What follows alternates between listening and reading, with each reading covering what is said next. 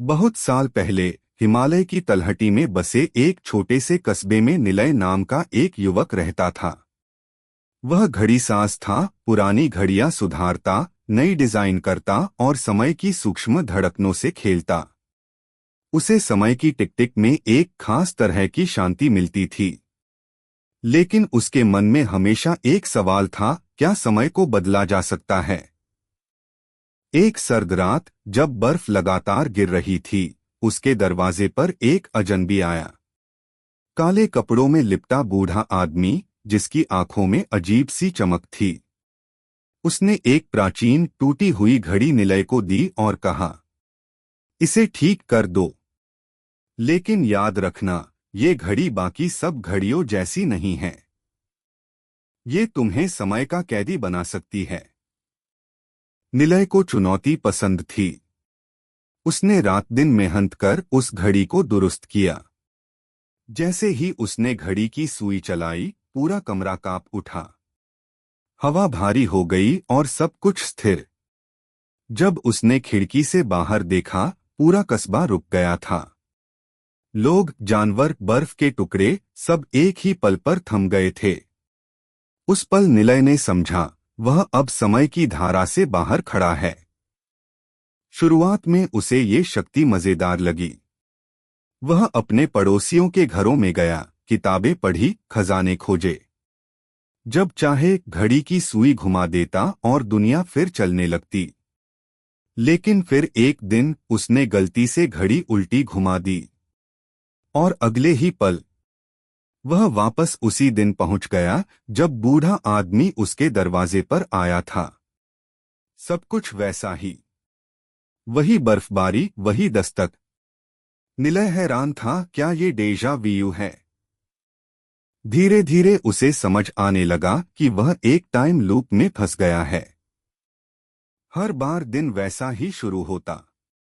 फर्क बस इतना होता कि उसके छोटे छोटे फैसले कहानी बदल देते। कभी वह अपने बचपन के दोस्त को बचा लेता, कभी किसी गलती से पूरा कस्बा आग में जल जाता। लेकिन जैसे ही सूरज ढलता, घड़ी खुद रुक जाती और सब कुछ फिर से उसी बिंदु पर लौट आता। दिन गुजरते गए, महीने, शायद साल। पर निलय बूढ़ा नहीं हुआ।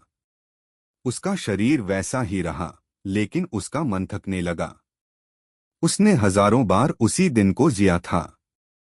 कभी वह दयालु बना, कभी निर्दयी, कभी प्रेमी, कभी हत्यारा।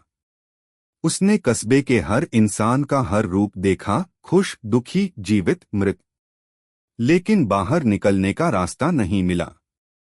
एक रात उसने तय किया कि वह उस बूढ़े आदमी से जवाब लेगा। दरवाजा खुला, वही आदमी खड़ा था। निलय ने उसकी गर्दन पकड़ ली और चिल्लाया, तुम कौन हो? क्यों फंसा दिया मुझे इस अंतहीन दिन में? बूढ़ा मुस्कुराया, मैं तुम्हें कैद में नहीं डाल रहा, निलय। ये कैद तुमने खुद चुनी है। तुम समय को जीतना चाहते थे। समय को कोई नहीं जीत सकता। यह लूप तब टूटेगा जब तुम सच्चा चुनाव करोगे।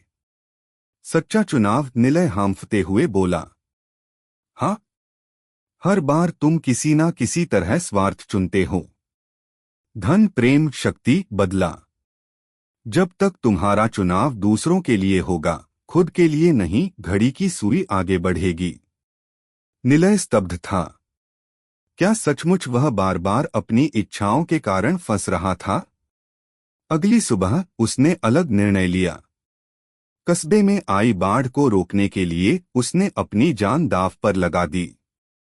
पानी का बहाव मोड़ते हुए उसका शरीर लहरों में बह गया। घड़ी उसकी जेब में थी। जैसे ही उसका आखिरी सांस टूटा, घड़ी की सुई आगे बढ़ गई और पहली बार सूरज ढलने के बाद अगली सुबह आई।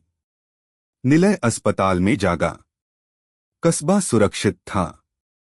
लोग उसे नायक मान रहे थे। लेकिन उसके कमरे में वही बूढ़ा आदमी बैठा था। शाबाश, उसने कहा। अब तुम समय के कैदी नहीं रहे। अब तुम समय के रक्षक हो।